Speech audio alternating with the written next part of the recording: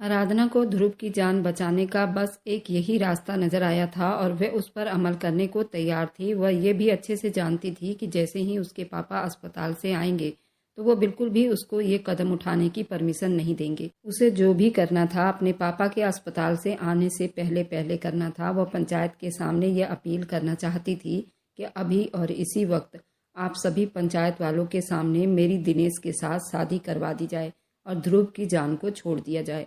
वह ध्रुव के पास चली गई। ध्रुव ने नाराजगी से दूसरी तरफ अपना मुंह मोड़ लिया। लोग तो मोहब्बत में बहुत बड़ी बड़ी कुर्बानियां देते हैं, मैंने तो कुछ भी नहीं किया। एक बात हमेशा याद रखना, तुमसे मोहब्बत करती हूँ। अगर तुमने इस शादी को रोकने की जरा सी भी कोशिश की तो मैं तुम्हारी कसम खाकर कहती हूँ कि अपनी जान ले लूंगी, क्योंकि अगर तुम्हें कुछ हुआ तो जिंदा मैं भी नहीं रह पाऊंगी। आराधना की धमकी ने ध्रुव की जुबान बिल्कुल बंद कर दी थी और ध्रुव के लिए अपनी आंखों के सामने अपनी मोहब्बत को किसी और का होते देखना जितना तकलीफ और एहसास था वह सिर्फ वही जानता था। उसकी जान तो बच गई थी, लेकिन उसकी मोहब्बत हमेशा के लिए उससे दूर चली गई थी। शादी के बाद पंचायत से ही वह दिनेश के साथ विदा होकर उसकी हवेली चली आई थी, जहां गम और सन्नाटे ने उसका स्वागत किया था, क्योंकि आंटी भी अस्पताल में ही थी। दिनेश ने उसे खींचते हुए अपने कमरे में ले आया और उसे बेड पर धक्का देते हुए बोला, अब बताओ आराधना, अब मुझसे दूर कैसे जाओगी? अब तो तुम मेरी पत्नी बन गई हो। आराधना ने नफरत से उसे देखा। ये तुम जैसे घटिया इंसान ही ये हिम्मत कर सकते हैं कि वह एक लड़की को जबरदस्ती अपनी पत्नी बना ले। दिनेश ने गुस्से में आकर उसके मुंह पर थप्पड़ दे दिया। अब तुम मेरी सिर्फ अंकल की बेटी नहीं हो, मेरी पत्नी बन चुकी हो, तो अपनी जुबान मेरे आगे बंद ही रखना, वरना तुम्हारा वह हाल करूंगा कि तुम्हारे अपने भी तुम्हें पहचान नहीं पाएंगे। आराधना को उसके वजूद से घिन महसूस हो रही थी। उसके नज़दीक मोहब्बत बुरी लग रही थी, लेकिन ये सौदा उसने अपनी मर्जी से किया था, तो अब वो मना करने या पीछे हटने का सवाल ही पैदा नहीं होता। इसलिए उसने चुप से खुद को दिनेश के हवाले कर दिया। दिनेश ने उसके जिस्म को नहीं, उसकी आत्मा तक को भी अंदर से रोन डाला था। अगली सुबह उसे आंसू बहाते देखकर दिनेश को बहुत खुशी महसूस हो रही थी। सुना है कि पति और पत्नी में आपसी सहमति हो जाए तो उनके बीच मोहब्बत भी हो जाती है। देखना, बहुत जल्द तुम्हें मुझसे मोहब्बत भी हो जाएगी। उसने आराधना के माथे पर आए बालों के लटों को पीछे करते हुए कहा था। आराधना ने नामे सिर हिलाया। नापसंदीदा आदमी की आपसी सहमति कभी मोहब्बत में नहीं बदल सकती। तुम मेरे जिस्म को तो हासिल कर सकते हो, लेकिन मेरे दिल पर लिखा ध्रुव का नाम कैसे मिटाओगे?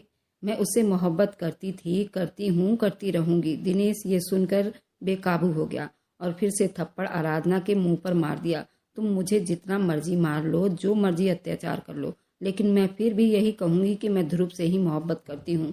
तुम मोहब्बत क्या, नफरत के लायक भी नहीं हो। नफरत भी इंसानों से की जाती है और तुम्हें तो इंसान कहते हुए भी मुझे शर्म महसूस होती है। दिनेश इस बात पर उसे भरपूर जवाब देने ही वाला था कि कमरे के दरवाजे पर दस्तक हुई और नौकरानी अंदर आकर कहने लगी, छोटे साहब, मैडम का फोन आया था। बड़े साहब को अस्पताल से छुट्टी मिल गई है और वे अब आने ही वाले हैं। दिनेश ने उसे जाने का इशारा किया और आराधना को देखकर कहने लगा, तुम्हारे साथ तो आज की रात फिर से हिसाब चुकता करूंगा और अब तुम अपने आप को तैयार कर लो। तुम्हारी हर रात मैंने बर्बाद ना कर दी तो मेरा नाम भी दिनेश ठाकुर नहीं। वह ये कहकर गुस्से से दरवाजा बंद करके बाहर चला गया था। दिनेश के कमरे से जाने के बाद वह धीरे से उठी और अपने आप को संभालती हुई वॉशरूम में चली गई। नहा करके थोड़ा सा अच्छा महसूस कर तो रही थी, वह आगे के बारे में सोचने लगी। उसने ध्रुव की जान बचाने के लिए जज्बाती फैसला तो कर लिया था, मगर एक ही रात में उसे पता चल गया था कि उसके आने वाली जिंदगी किस तरह नर्क बनने वाली है। उसका दिल चाह रहा था कि वह ध्रुव के बारे में पता करे, लेकिन वह अपना मोबाइल घर पर ही छोड़कर आई थी। कुछ सोचकर वह नीचे आई और लैंडलाइन से माँ के नंबर पर कॉल मिला दिया। माँ, कैसी हो? उसकी आवाज़ सुनते ही वह गुस्से से कहने लगी, मुझे माँ मत कहो। मुझसे बगैर पूछे, बगैर बताए तुमने इतना बड़ा फैसला ले लिया। तुमने सोचा भी है कि जब तुम्हारे पापा आएंगे तो मैं उन्हें क्या जवाब दूंगी? आराधना ने रोते हुए कहा, माँ, अभी मैं आपका लेक्चर सुनने के मूड में बिल्कुल भी नहीं हूँ। मुझे बताइए कि ध्रुव कैसा है? वह ठीक तो है ना? तुम्हें अभी भी ध्रुव की पड़ी है। माँ बाप की अहमियत तुम्हारी नज़रों में है ही नहीं। आज से मर गई तुम्हारी माँ। मुझे कॉल मत करना। उन्होंने गुस्से से फ़ोन रख दिया। वह समझ सकती थी उस वक्त उनका क्या हाल हो रहा होगा। उसने अपनी माँ को बगैर भरोसा में लिए अपनी जिंदगी के साथ इतना बड़ा खेल खेल लिया था। तो उनको गुस्सा तो आना जरूरी था और वे ध्रुव को कॉल तो नहीं करना चाहती थी, मगर उसका हाल चाल लेने का एक ही रास्ता बचा था। उसने ध्रुव के नंबर पर कॉल मिलाया तो वह आवाज़ सुनकर चौंक उठी। आंटी, ये आप हैं? ध्रुव का फ़ोन आपके पास कैसे है? वह ठीक तो है ना? वह घर आ गया ना? एक ही सांस में उसने कई सवाल कर डाले थे। आंटी की रोती हुई आवाज़ सुनकर वह और ज़्यादा परेशान हो गई। आंटी, मुझे बताइए तो सही, आप रो क्यों रही हैं? सब कुछ ठीक है ना? आंटी रोते हुए कहने लगी। आराधना, कुछ भी ठीक नहीं है। ध्रुव कैसे तुम्हारी जुदाई बर्दाश्त कर सकता था? उसने कल घर आते ही आत्महत्या करने की कोशिश की। बड़ी मुश्किल से उसकी जान बचाई गई। अभी भी वो दवाइयों के असर में सो रहा है। आराधना, ये क्या हो गया? हमारे हंसते बसते घर में आखिर किसकी नज़र लगी? मैं खुद ध्रुव की आत्महत्या का सुनकर इतनी परेशान हो गई थी, आंटी को तसल्ली भी ना दे सकी। फ़ोन बंद करते ही जल्दी से कमरे में आ गई और साड़ी के पल्लू को ठीक करते उस हवेली से बाहर आ गई। उस वक्त उसे किसी का भी होश नहीं था कि कौन क्या कहेगा। उस वक्त उसे कोई फिक्र नहीं थी, सिर्फ ध्रुव की फिक्र सता रही थी। वह अपनी आंटी के घर आते ही वह सीधा ध्रुव के कमरे में गई। वह सो रहा था। आंटी ने उसे देखते ही गले से लगा लिया। जितनी बड़ी कुर्बानी आराधना उनके बेटे को बचाने के लिए दी थी, वे कोई नहीं दे सकता था। वह उसका धन्यवाद कर रही थी। उन दोनों के आवाज़ से ध्रुव उठ गया। आराधना को अपने सामने देखकर वह खिल उठा। मुझे मालूम था कि तुम जरूर आओगी। तुम मेरे बगैर नहीं रह सकती। उससे पहले वह आगे बढ़कर उसके पास होता। आराधना 2 कदम पीछे हट गई। ध्रुव, मेरी शादी हो गई है और मैं तुमसे सिर्फ यही कहने आई हूँ कि तुम भी इस हकीकत को स्वीकार कर लो और खबरदार, आज के बाद अगर तुमने अपनी जान लेने की कोशिश की दोबारा, मेरा नहीं, तुम अपने माँ बाप का ही ख्याल कर लेते। अगर तुम्हें कुछ हो गया तो उनका कौन सहारा होगा? और क्या तुम मेरी कुर्बानी को खराब कर देना चाहते थे? तुम्हारी जान बचाने के लिए मैंने खुद को उस जानवर के हवाले कर डाला। अगर तुम ही अपनी जान ले लेते तो मेरी उस कुर्बानी का क्या फ़ायदा होता? ध्रुव शर्मिंदा हो गया। मुझे माफ़ कर दो, मैं बर्दाश्त नहीं कर पा रहा था कि तुम अब दिनेश की पत्नी बन चुकी हो। आराधना, कहाँ हो? बाहर निकलो। दिनेश की दहाड़ती हुई आवाज़ आई तो वह घबरा गई। जब वो यहाँ पर आई थी तो वह घर पर नहीं था। उसे कैसे मालूम हुआ कि मैं यहाँ पर आई हूँ? वह बड़बड़ाते हुए आंटी के साथ बाहर आई तो दिनेश ने उनके सामने ही उसके मुंह पर थप्पड़ मार दिया। तुम्हारी हिम्मत कैसे हुई बगैर पूछे बगैर बताए यहाँ पर आकर अपने आशिक से मिलने की? और तुम्हारी हिम्मत कैसे हुई तुम आराधना पर हाथ उठाओ? ध्रुव ने आगे बढ़कर दिनेश का गिरेबान पकड़ लिया। दिनेश ने ध्रुव को धक्का देकर नीचे गिरा दिया। अब ये मेरी पत्नी है, मैं इसको थप्पड़ मारूं या प्यार करूं? तुम कौन होते हो रोकने वाले? दिनेश आराधना को बालों से पकड़कर घसीटते हुए अपने साथ ले गया और ध्रुव बेबसी से ये देखकर तरसता रह गया। दिनेश के घर से निकलते ही उसका पहला सामना अपने पापा से हुआ था। उनको अभी तक कुछ खबर नहीं थी कि उनके पीछे यहाँ पर क्या कुछ हो गया है। अपनी बेटी को दिनेश के चुंगल में यूं देखकर उनके आंखों से सरासर आंसू निकलने लगे। दिनेश, तुमने मेरी बेटी को ऐसे कैसे पकड़ रखा है? मैं तुम्हारा हाथ तोड़ दूंगा। दिनेश ने धक्का देते हुए उसे उसके बाप की तरफ फेंका। पूछिए अपनी लाडली बेटी से, अपने आशिक से मिलने उसके घर पर क्यों गई थी? अपने बाप के सीने से जाकर लगी और फूट फूट कर रो रही थी। वह जानती थी कि जब उसके बाप को सच पता चलेगा तो शायद वह बर्दाश्त न कर पाए और शायद तब वो अपने बाप की उस मोहब्बत से भी दूर हो जाए जो उस वक्त उसे मिल रही थी। मेरी बेटी जहाँ मर्जी जाए, जिससे मर्जी मिले, तुम कौन होते हो पूछने वाले? दिनेश। पापा के यूं दहाड़ती हुई आवाज पर दिनेश हंसने लगा। मैं कौन होता हूँ? ये अपनी बेटी से पूछो। कल भरी पंचायत के सामने उसने मुझसे शादी की है तो मैं उसका पति हूँ और उससे पूछने का पूरा हक रखता हूँ। पापा का हाथ बेकाबू होकर आराधना के सर से नीचे गिर गया। उन्होंने बड़ी अविश्वास से अपनी बेटी को देखा। पापा, मुझे माफ कर दो। ध्रुव की जान बचाने के लिए मुझे दिनेश से शादी करनी पड़ी। दिनेश ने उनके सामने आराधना का हाथ पकड़ा और वहां से ले गया, जबकि वे वहां पर बिल्कुल सुन खड़े रह गए। जिंदगी अब एक डगर पर आ चुकी थी। सबको मालूम हो चुका था कि वे दिनेश की पत्नी बन चुकी है। अंकल आंटी को भी दिनेश के उस फैसले पर बहुत गुस्सा आया था, मगर जितना बड़ा सदमा अपने बेटे के मौत के दुख को झेल चुके थे, ये तो उसके सामने कुछ भी नहीं था। उन्होंने सब कुछ दिनेश के हवाले कर दिया था और खुद पति और पत्नी अब ज्यादातर अपने कमरे में ही रहते और रवीश को याद करते हुए सारा दिन बीत जाता था। दिनेश बाथरूम में था। उसके फोन पर बार बार कोई कॉल आ रहा था। आराधना ने इग्नोर किया और अपने कामों में बिजी रही।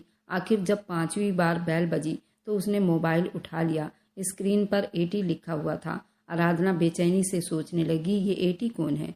कोई लड़का या फिर लड़की? इससे पहले वह कॉल उठाती किसी ने एक झटके से उसके हाथ से मोबाइल खींच लिया था। पीछे मुड़कर देखा तो वह वॉशरूम से निकल आया था। उसने कपड़ों के बजाय खुद को टॉवल में लपेटा हुआ था। आराधना को महसूस हुआ कि शायद वह फ़ोन की बेल सुनकर ही जल्दी से बाहर निकला है। तुम जरा बाहर जाओ, मुझे एक ज़रूरी कॉल करनी है। वह हैरान होती हुई कमरे से बाहर आ गई। पहले भी कई बार वह दिनेश के फ़ोन पर ये नंबर देख चुकी थी। ये कॉल बार बार आता देख रही थी। जरूर ये कोई लड़की है। इतना अच्छा तो ये है नहीं कि सिर्फ एक पत्नी पर सब्र करके बैठ जाए। उसने बाहर भी कई गर्लफ्रेंड रखी होगी जिनके साथ उसका संबंध होगा। चाय बनाते हुए आराधना बार बार इस बारे में सोच रही थी। उसे बिल्कुल भी बुरा नहीं लग रहा था कि उसके पति का किसी और लड़कियों के साथ भी संबंध हो सकते हैं। वह अभी तक ध्रुव को अपने दिल से नहीं निकाल पाई थी और ये शादी उसके लिए जबरदस्ती का सौदा ही था, एक समझौता ही था जिसे उसने निभाना था। तो क्या फ़र्क पड़ता कि उसके पति उससे वफा करता है या नहीं। वह किचन में ही थी जब नौकरानी ने ये खबर दी कि आपके ससुर को देखने के लिए आपके मम्मी पापा आए हैं।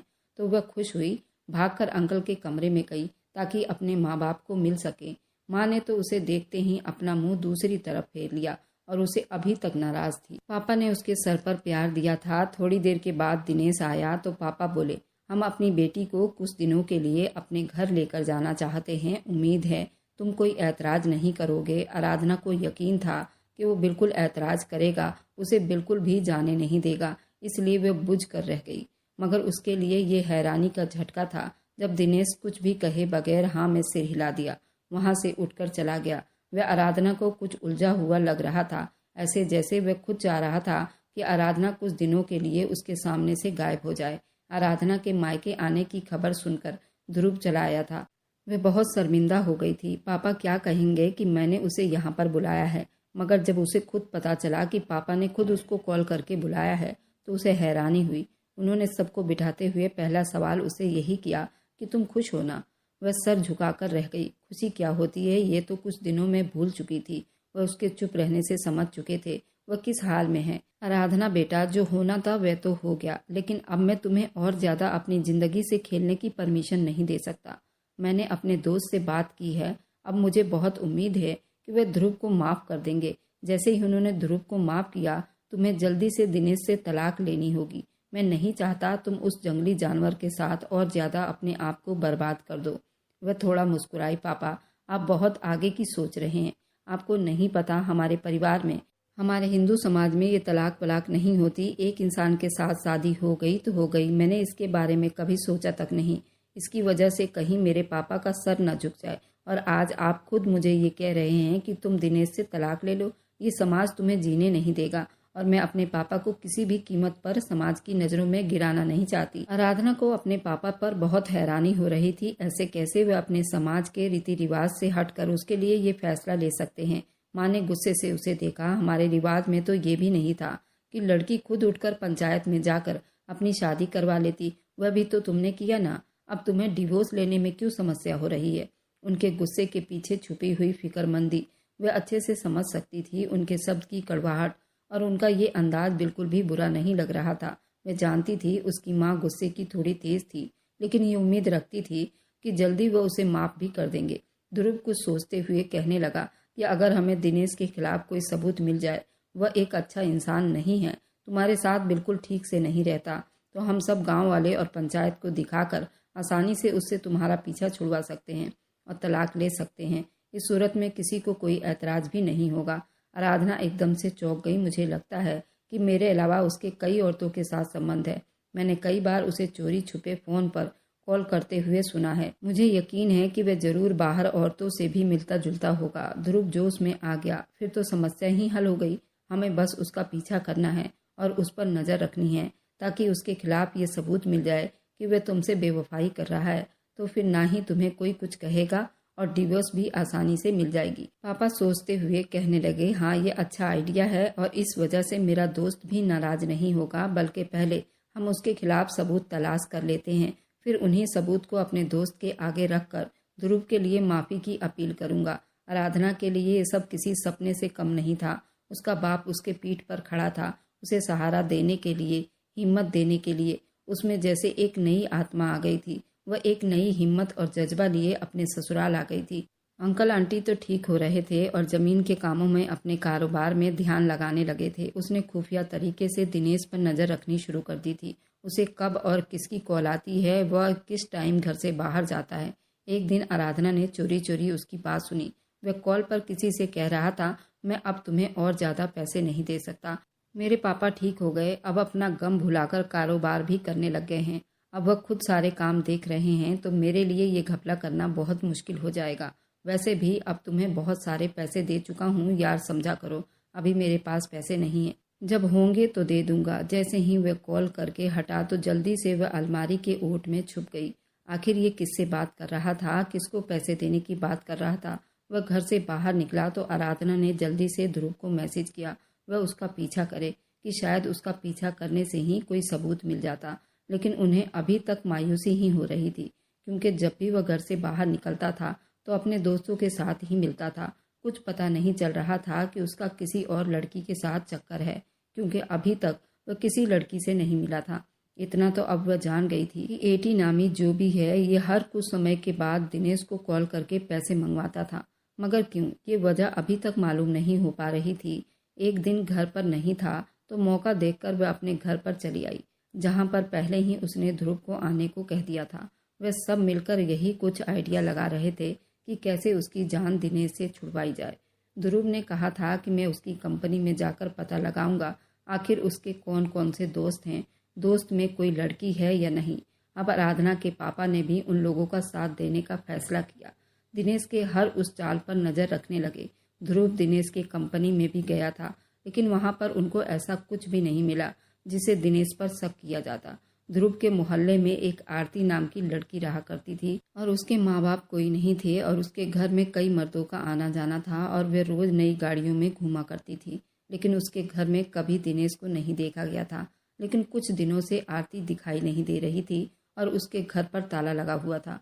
ध्रुव ने जब ये देखा तो उस लड़की के बारे में पूछताछ की। वह लड़की इस वक्त विदेश में है और वह लड़की कोई ऐसे काम भी नहीं करती। वे लड़कियों को नौकरी के झांसे में बहलाकर लड़कियों से गलत काम करवाती हैं और करोड़ों रुपए खुद कमाती है। इस लड़की के बारे में सब कुछ पता चल गया था, लेकिन दिनेश का इससे कनेक्शन था या नहीं ये पता करना था। और आज आराधना ध्रुव से मिलने आई थी। उसका मोबाइल टेबल पर ही रखा हुआ था। बातों के बीच में उसके फोन पर बेल हुई तो आराधना एकदम से चौंक गई। इससे पहले कि ध्रुव कॉल उठाता, आराधना ने उसका मोबाइल पकड़ लिया। व्हाट्सएप पर कॉल आ रही थी और उसकी नज़र कॉल करने वाली डीपी पर थी। जल्दी से उसके दिमाग में कुछ घंटी बजने लगी।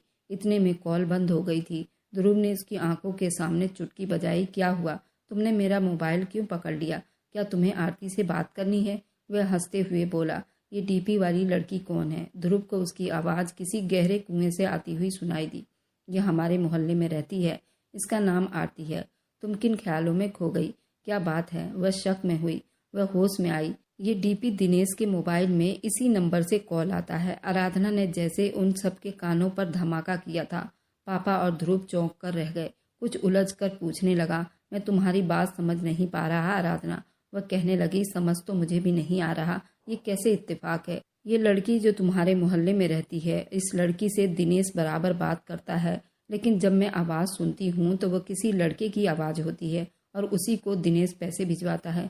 दिनेश के फ़ोन में आधे से ज़्यादा कॉल तो इसी एक नंबर से आती रहती है। ध्रुव ने स्क्रीन पर आरती की डीपी को देखते हुए कहा, नहीं, तुम्हें कोई गलतफहमी हो रही होगी, क्योंकि आरती इस वक्त यहाँ पर नहीं है, वह विदेश में है। मैंने इस लड़की के बारे में पूरी जानकारी ली है। मैंने कभी इसको दिनेश के साथ नहीं देखा और ये कोई अच्छी लड़की नहीं। आराधना गुस्से में बोली, मैं ध्यान से इसी आरती नाम की कॉन्टैक्ट की डीपी देख रही थी। यही डीपी लगी हुई थी। दिनेश के मोबाइल में भी ये कॉन्टैक्ट सेव है और वह उसे बराबर बात करता है। पापा सोचते हुए कहने लगे, ऐसा कैसे हो सकता है? लगता है दिनेश का उस लड़की से कोई कनेक्शन जरूर है। अब हमें इस पर काम करना है। कहीं कुछ जरूर बहुत बड़ी गड़बड़ है। हम ये पता कैसे लगा सकते हैं कि क्या गड़बड़ है? ध्रुव ने आराधना को देखते हुए कहा, एक तरीका ये सब पता करने का, लेकिन उसके लिए आराधना को होशियारी और हिम्मत से काम लेना होगा। वह वापस अपने ससुराल चली आई। हैरानी वाली बात तो ये थी, अब दिनेश को फर्क नहीं पड़ता था वह कमरे में है या नहीं, और उन दिनों वह अपने ही परेशानियों में उलझा हुआ था। आराधना कमरे में आई तो वह कुछ परेशान नजर आया। उसने बनाए गए आइडिया के हिसाब से काम करना शुरू किया। लेकिन आराधना को नहीं मालूम था वह एक बहुत बड़ी मुसीबत में फंसने वाली है। जो ये तीनों सोच रहे थे उससे भी बहुत बड़ा गेम बनाकर बैठा था। आराधना जो सोच रही थी कि मैं अपने आइडिया के हिसाब से काम कर रही हूँ, वहीं वो बहुत बुरी तरह से फंसती चली गई। अब वह नरम शब्दों में उससे बात करते हुए कहने लगी, तुम कुछ परेशान लग रहे हो, सब ठीक तो है ना? दिनेश ने हैरानी से उसे देखा और तीखे शब्दों में कहने लगा, ये आज सूरज कहाँ से निकल गया? जो आराधना मुझसे मेरी परेशानी का हल पूछ रही है, ये तो बहुत बड़ा मजाक है। वह उसके पास बैठकर कहने लगी, मैं सच में तुम्हारी फिक्र कर रही हूँ। दिनेश ने अजीब शब्दों में कहा, तुम मुझे पागल नहीं बना सकती। तुम्हारे मेरे बारे में क्या ख्याल है मैं अच्छे से जानता हूँ। अब तुम्हारा ये नरम शब्द तुम्हारे किसी साजिश का हिस्सा है या जरूर तुम्हें मुझसे कोई काम है? अपने शब्दों को थोड़ा नरम करते हुए कहने लगी, हाँ मुझे तुमसे सच में एक काम था। तुमने तो मुझे मोबाइल रखने की परमिशन नहीं दी, लेकिन मुझे पापा को कॉल करनी है। उनकी तबीयत ठीक नहीं है। अपने मोबाइल से मुझे मेरे पापा का नंबर डायल कर दो, तुम्हारी बहुत मेहरबानी होगी। लेकिन दिनेश भी अपने आइडिया के हिसाब से काम कर रहा था। उसने मौका पाकर कहने लगा, ठीक है, लेकिन मैं बहुत जल्दी में हूँ, मुझे अभी के अभी कहीं जाना है। अगर तुम मेरे साथ चलती हो तो चलो, मैं तुम्हारे पापा के घर छोड़ दूंगा और रास्ते में तुम मोबाइल पर बात कर लेना। उसे आखिरकार दिनेश के साथ जाना पड़ा। उसने बहुत बड़ा गलत कदम उठा लिया था। उसे नहीं मालूम था अगले ही पल क्या होने वाला है। आराधना का दिमाग काम कर गया। उसने तुरंत ध्रुव को मैसेज किया कि मैं अभी के अभी दिनेश के साथ हूँ और अपना लोकेशन सेंड कर दिया। अपना मोबाइल भी छुपाकर अपने पर्स में रख लिया। तभी गाड़ी में बैठते ही उसे अजीब स्मेल का सामना करना पड़ा और वो बेहोश हो गई। जब होश में आई तो वहां पर कोई भी जाना पहचाना चेहरा दिखाई नहीं दिया, लेकिन उसका पर्स उसके पास में था और वे अपना मोबाइल उस पर्स में देखना चाहती थी। तभी बाहर उसे फायरिंग की आवाज़ सुनाई दी। वह चौकन्नी हो गई और चीखने लगी। तभी उसके आसपास पुलिस दिखाई दी तो उसकी जान में जान आई। उसको दिनेश ने किडनैप करके बेच दिया था और पैसे लेकर फरार हो गया था और वे आरती के साथ मिला हुआ था। ये दोनों मिलकर लड़कियों की सप्लाई किया करते थे और जो दिनेश के पास फ़ोन आता था वह आरती के नंबर से आता था। उस पर आरती के आदमी फ़ोन पर बात करते थे। दिनेश तो यहाँ नहीं था, वह दिनेश जा चुका था। आराधना को भी बेच दिया था। आराधना को तो पुलिस ने एयरपोर्ट पर ही दबोच लिया था, लेकिन वो बेहोश थी, इसलिए हॉस्पिटल में लाया गया था। अब सारा मामला पुलिस के हाथों चढ़ गई थी। दिनेश कोई आराधना से प्यार नहीं करता था, उसको सिर्फ इस्तेमाल करके बेच देना चाहता था। और उसका भाई रवीश की मौत तो एक हादसा थी और दिनेश ने उसी का फायदा उठाकर आराधना से शादी कर ली थी और आराधना को बेचकर वह फरार हो गया था। जब ये सारी बातें दिनेश के माँ बाप को पता चली तो वह दोबारा अटैक का शिकार हुआ। उसको दूसरी बार अटैक आया था। डॉक्टर ने बताया था कि अगर तीसरी बार अटैक आ गया तो ये बचेगा नहीं। आराधना और उसके पापा ने कुछ भी नहीं कहा। एक बेटे की मौत और दूसरा बेटा ऐसा निकला। वे अपने गम में ही मरे जा रहे थे। ध्रुव और आराधना की शादी हो गई थी। वे अपनी जिंदगी हंसी खुशी बिता रहे थे। बुरे कर्मों का हमेशा बुरा नतीजा ही होता है। और मेरी वीडियो जहाँ से भी आप लोग देखते हैं, कमेंट में अपने शहर और राज्य का नाम जरूर बताएं। मुझे आप लोगों के कमेंट पढ़ने में बहुत आनंद आता है और उन सभी का मैं बहुत बहुत धन्यवाद करना चाहती हूँ जो लोग मेरी वीडियो को देखते हैं, लाइक करते हैं, शेयर करते हैं। अगर आपको आज की कहानी पसंद आई है तो वीडियो को ज़रूर लाइक कीजिएगा और अपने दोस्तों के साथ शेयर भी कीजिएगा। और हाँ, अगर आपने अभी तक हमारे चैनल को सब्सक्राइब नहीं किया है तो ज़रूर सब्सक्राइब कर लें। मिलते हैं हम अपनी कल की एक नई दिलचस्प कहानी के साथ। मुझ पर सदा अपना प्यार और स्नेह बनाए रखें। सभी को मेरा प्यार भरा नमस्कार दोस्तों। खुश रहें, स्वस्थ रहें।